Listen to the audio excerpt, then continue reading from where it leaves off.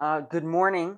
Thank you for joining this live broadcast. This is about the Lake Geneva storms that recently impacted the area just on Friday, July 3rd. Before we talk about anything, we do need to address the tragedy that occurred. We are deeply saddened to confirm that three individuals did lose their lives during the height of Friday's storms when their boat capsized near Bigfoot Beach State Park during the height of those storms on Friday. To the family, friends, and loved ones facing the unimaginable grief during this incredibly difficult time, we extend our deepest, most sincere condolences. No words can erase your loss, but please know that everybody is with you. We also want to recognize the Walworth County Sheriff's Office, local municipal water safety patrols, emergency personnel, and the brave bystanders who acted instantly under the extreme conditions and rescued 7 people from the water during that capsize. Their rapid response undoubtedly prevented the further loss of life. I was actually there in Williams Bay, so right near Lake Geneva. It's a town right next to it. It's on the lake. I was at the Williams Bay Beach Friday morning. We were just about to leave, so I was looking at the radar. At 11:48, the radar showed a very explosive, very strong, highly organized line of severe storms with a history of producing considerably damaging winds. And there was a tornado warning also, moving in and out quickly of Rock County near Janesville towards Walworth County. A few minutes later at 11:53, a severe thunderstorm warning was issued for Walworth County. Yet actually at the beach, the place you'd expect to know first about a warning, there was no alert. There was no public announcement. Lifeguards did not clear the water. Nobody left. Everything seemed perfectly fine. I actually left the beach around noon, just 15 minutes before the storms hit, and families were still entering, either paying admission or with their resident passes. Shortly after the storm hit, I was inside. Watching the storm was terrible in Williams Bay. I went out for a very quick second, and rain was just flying right off the roof. It wasn't even going into the gutters. Trees were definitely blowing. Power did go out. Before that, it was flickering. Felt very reminiscent of the June 22nd Williams Bay tornado from 2024. But shortly after the storm struck, reports started coming that there was some kind of disaster on the lake. I had ended up just listening to the emergency scanner, and as soon as I turned it on, was online, I don't remember what website, it immediately you could hear calls about structural collapses, natural disaster, active water rescues, mutual aid. This does reveal some critical issues with, at least on the beach,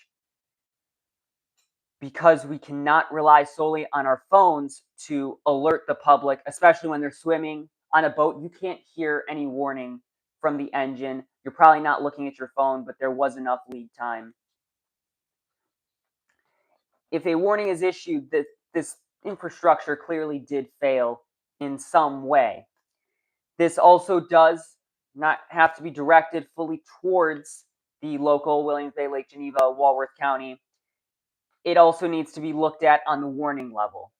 The event developed with extreme rapid intensity, presenting very incredibly complex challenges. We do need to recognize that human error and the limitations of our technology are realities in these high stress and fast moving severe weather days. However, I still think that some things were going on down at the National Weather Service.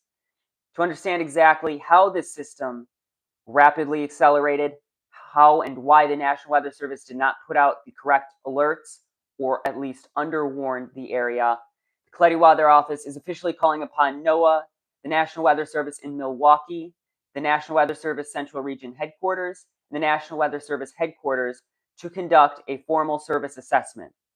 We want to get enough details to looking exactly how the polygons were drawn during this event, because at 12:28 p.m., official National Weather Service products, such as a tornado warning, explicitly said near Lake Geneva, but the way the polygon was drawn, it did not alert the public. No sirens went off at any point in time.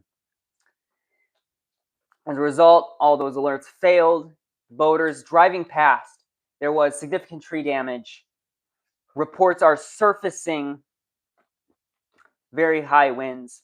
The initial warning anticipated 70-mile-per-hour wind gusts. However, preliminary observations, the extensive structural damage, destroyed buildings, and the sheared hardwood trees suggest that there was localized structural damage of significantly higher wind speeds, potentially up to 90 or 100 miles per hour. These extreme wind speed claims have not yet been confirmed by the National Weather Service. However, just looking at it, I did post some pictures in the community post section. Looking at it, you can see there was definitely a lot more than what was initially anticipated by the National Weather Service.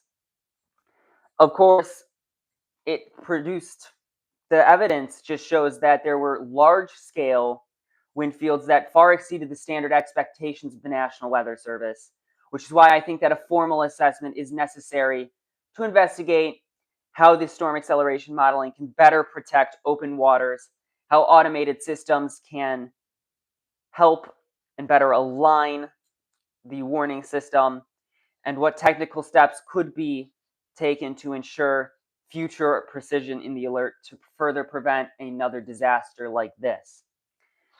While we do look to our agencies, Walworth County and the local lakefront municipalities should act to bridge the gap locally of local safety framework. Currently looking to do, such as just installing public address systems, possibly a report may be written to specifically dedicated to updating public safety protocols along the Geneva Lake out of respect for the review process and waiting for the final investigations to conclude. No specific information is yet to come. However, the objective of this report is to completely overhaul the last mile warning systems that failed our community on Friday. We're working on a framework to better protect beachgoers and boaters by providing local systems when the broader systems face the gaps. Cell signal on the lake is also a little bit iffy, which is why throughout the entire storm, I was looking at the radar. There was a considerable hook.